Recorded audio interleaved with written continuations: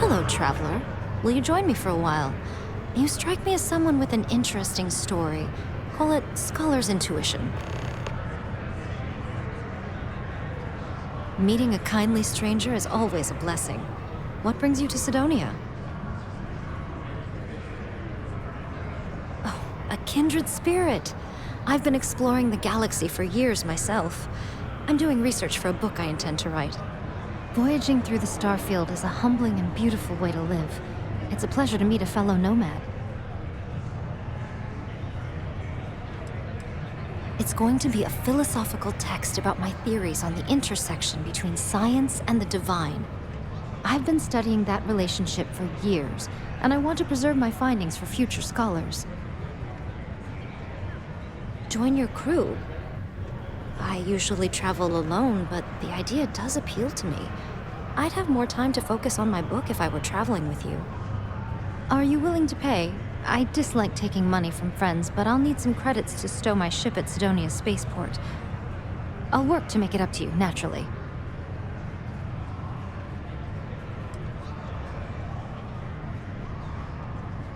Let me think about it. I seem to attract the types with big talk and empty pockets. Yeah, I hope so.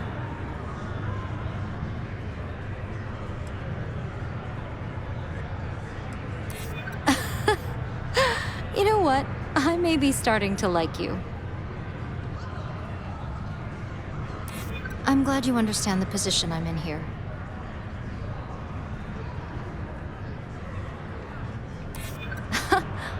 That's a good one. All right, I'll do it. I can pay the rest of the fees out of pocket.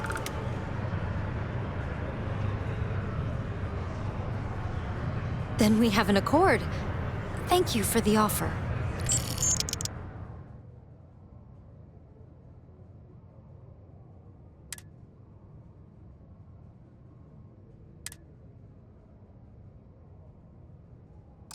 I need to speak to someone at the spaceport about stowing my ship.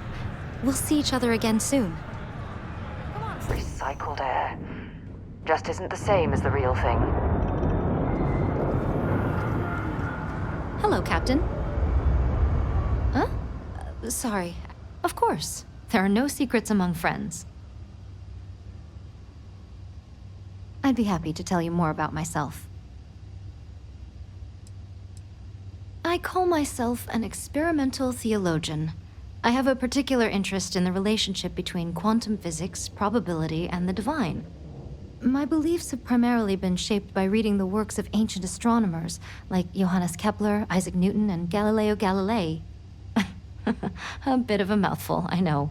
That's why I think it's important to write it all down in a book.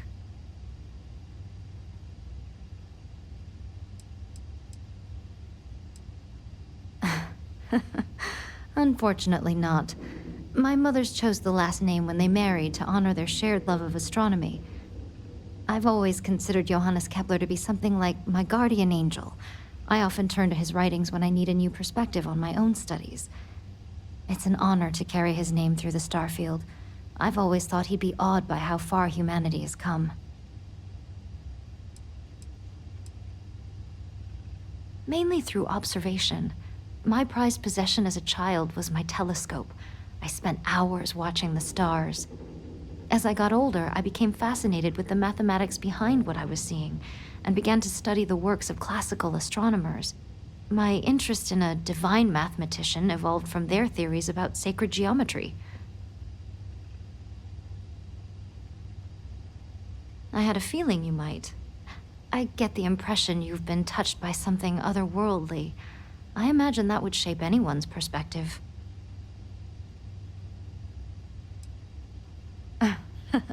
Nowhere you've heard of. My mothers were listers. They raised me on a small planet in the Narian system. We called it Avalon.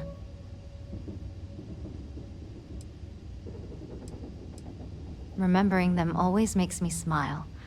Their names were Brenda and Lynette, and they were travelers like me. They met by chance at the Deimos Star Yard and fell in love at first sight. They abandoned their careers shortly after to join List and travel together. After they'd established a homestead on Avalon, they traveled to New Atlantis to adopt me. LIST is an acronym. It's short for League of Independent Settlers. It's a term for homesteaders who strike out on their own rather than settling in a city. I've met plenty on my travels. They always have remarkable stories to share. I have, and I'm grateful for it.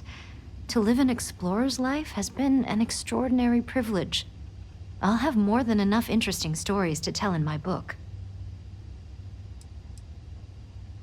I'd be happy to. Avalon holds a very special place in my heart. It's a beautiful place that's covered in lakes and almost always shrouded in mist. My mothers thought it resembled the mythological kingdom of Avalon from the Arthurian legends. That's where we got the name. It certainly looked the part. Growing up there felt like living in a storybook. I used to hunt for fairies on the shores near our home.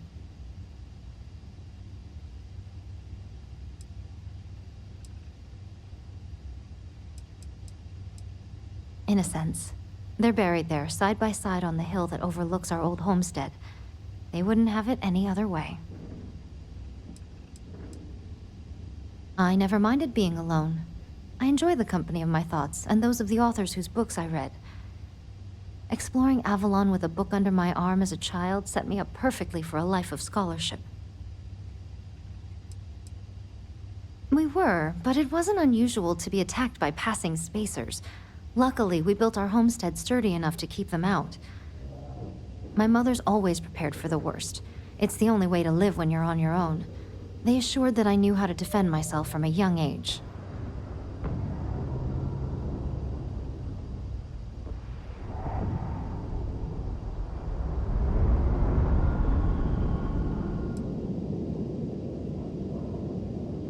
I'd offered to bring you for a visit, but I'm afraid its location is a family secret. My mother's insisted I keep it to myself when I left home. I'm afraid you'll have to settle for dreaming of Avalon, like so many before you.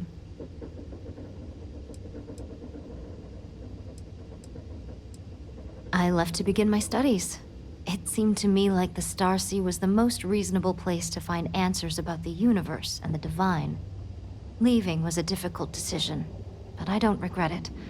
I found no shortage of material for my book out here in the space lanes.